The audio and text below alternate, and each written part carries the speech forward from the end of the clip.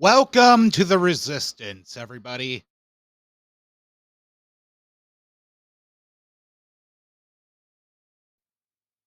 Now, I did end up reading a report from Ron Filipkowski, or an opinion piece actually, called The Right Supports a Network of Conferences, Podcasters, and Rallies, and the Left has MSNBC.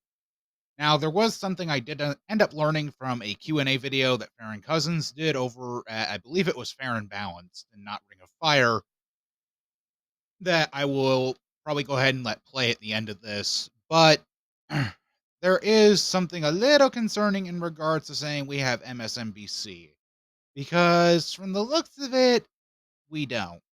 Over the past week, Joe and I have heard from so many people, from political leaders to regular citizens, deeply dismayed by several of President-elect Trump's cabinet selections, and they are scared.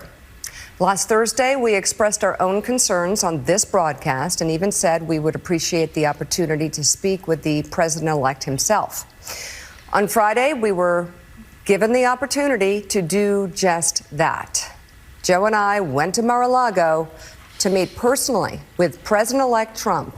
It was the first time we have seen him in 7 years. Now, we talked about a lot of issues, including abortion, mass deportation, threats of political retribution against political opponents, and media outlets. We talked about that a good bit. And it's going to come as no surprise to anybody who watches this show, has watched it over the past year or over the past decade, that we didn't see eye to eye on a lot of issues, and we told him so. What we did agree on was to restart communications. My father often spoke with world leaders with whom he and the United States profoundly disagreed. That's a task shared by reporters and commentators alike. We had not spoken to President Trump since March of 2020, other than a personal call Joe made to Trump on the morning after the attempt on his life in Butler, Pennsylvania. In this meeting, President Trump was cheerful, he was upbeat, he seemed interested in finding common ground with Democrats on some of the most divisive issues. And for those asking why we would go speak to the president-elect during such fraught times, especially between us, I guess I would ask back, why wouldn't we? All right, let me check my memo here. Okay, they send this out to every single person who talks about politics, apparently. Oh, here's the part I needed to reference. Don't be an asshole towards people in mainstream media, and corporations love you. Thank you for your service.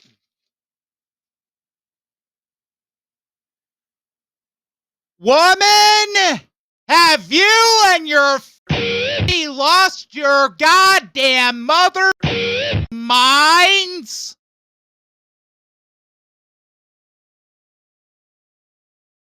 You know you're on the losing end of the argument when you're having to answer somebody's question with another goddamn question. Jesus Christ.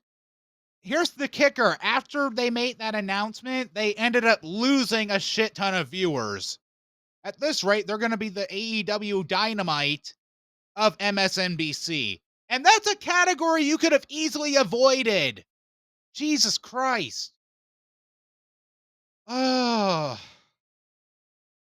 Well, at least they're paying for it. I'll give them that. I'm sorry, that one pissed me off. Give me a minute. 5 minutes later. So there's a reason why Joe Scarborough and Mika Brzezinski ended up selling out. And that's because they want access. Plain and simple. They don't care about democracy. A good majority of the mainstream media people, or the corporate media people as they should be called, don't give a damn. That's why it's important to support independent media like TYT, like Farron Cousins, like Ring of Fire, Luke Beasley, David Pakman, Jesse Dollemore, Brittany Page, Kyle Kalinske, Brian Tyler Cohen, Adam Mockler, Midas Touch. It's important to support independent media. And this shit is exactly why. Now, I do want to circle back to what Ron Felkowski was arguing in that report or opinion piece, actually. And he was talking about having conventions similar to like what Turning Point USA does and panels and our own networks, which led me to something that I actually did not know in regards to current TV, and that it was left leaning. So I do want to play this clip of Farron Cousins talking about that, and then I also want to go into other things that we could do or what lawmakers who actually care about democracy could do, and maybe some funny hypotheticals. But first, here's Farron. Here's the issue. And I gotta say, sometimes questions like this drive me crazy. Why is there not a left-leaning network in this country? Because we've done it. Like, I've literally been a part of one. That's where I started my career. Air America Radio.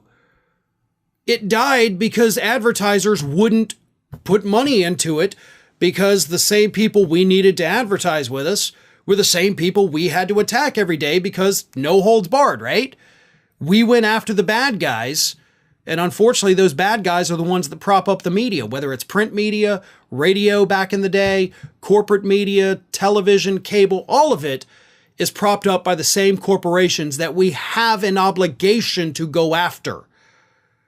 And the flip side, of course, is you go after them, they're not going to advertise on your channel, which is why the mainstream media plays ball with them. But it's not just Air America Radio. There was also Current TV.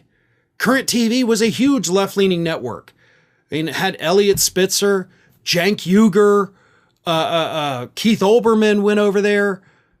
Same issues. So it drives me crazy a little bit when people are like, why don't we have this? And it's like, we did.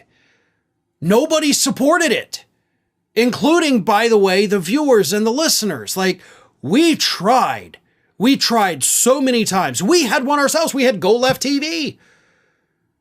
But either way, the left media online is doing everything it can. We've got great voices out there. You know, David Pakman and Sam Cedar and TYT and Midas Touch and Jesse Dollamore and Jeff Waldorf and Kyle Kalinske, you know, Emma Vigland with the Majority Report. Like, all of these people are doing such tremendous work on a daily basis. And there's so many more who, unfortunately, I didn't get to mention. Mike Figueredo of the Humanist Report, like David Dole. Like, there's so many good people. I don't want to leave anybody out, but unfortunately I am. There's so many. So we may not have a network, but there is an online community that people need to be supporting, I think, more than they are. That's okay, Farron. It's still a little bit more like amateur hour over here anyways. So what can we do exactly besides support independent left-leaning media? Well, for starters, we could have politicians do what this person in Thailand did, and this is true, who take a bill that was printed out and run off with it. And I know they could easily just make another copy of it, but I kind of respect that deep down. I really do. How do I put this? The dedication to trying to prevent something horrible from happening. Again, I support it. They can probably just print out another one, but I can endorse it. And then there's doing good trouble, which is apparently something this person did in New Zealand.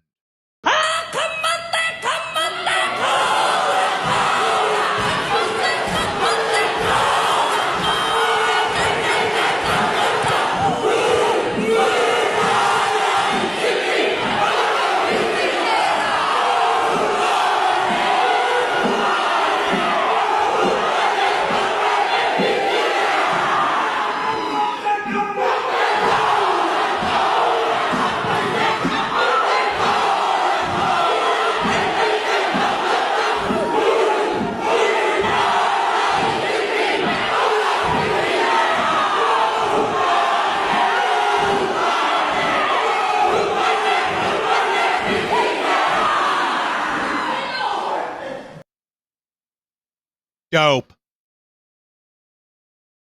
Now, I don't know what I like more about this clip. Right, the crazed look of this person when she's ripping the page, or another video that showed this mother rolling his eyes in fake pearl clutching. Or the fighting spirit of those words, even though I don't understand a word of it. Now, apparently that's called a haka, and that's apparently something, and I just had the article. Hold on. The haka is a part of the Maori people, the native indigenous people of New Zealand. So, who knows? Maybe we could have Democrats do a chant or something. But honestly, ripping it would just be channeling your inner Nancy Pelosi like she did to Trump's speech in, I want to say 2019. I might be fuzzy on that one. But causing good trouble would be the way to go. There's that, just disrupting the House floor. There's just running off with a bill. Or doing peaceful demonstrations, which honestly, I am a big supporter of it. Now, if you go and loot or do any act of violence, you deserve to have the book thrown at you. And just so we're clear, maggots. A book is the thing you're supposed to read. Rioters on January 6, 2021. A book is the thing the judges have been throwing at you. I just wanted to be sure we were clear on that. But the way to go is good trouble. I am all for it. Maybe some of these examples could be inspiring or not. The choice is up to us in the resistance. And now, this. And now, a MAGA cult member demonstrates why civics needs to be taught in every single school around the country. What do you feel about the people here protesting Donald Trump? Well, I feel like everybody should have something to say, but this is a Trump rally. If you don't like it, don't come here to protest. Don't come if you're uneducated and you don't know what you're talking about. You would rather they just didn't come here? I would rather them not come here. Are you a fan of the First Amendment? Absolutely. You know, the right to bear arms. Look, this is God. That's not the First Amendment. No, the Fourth Amendment.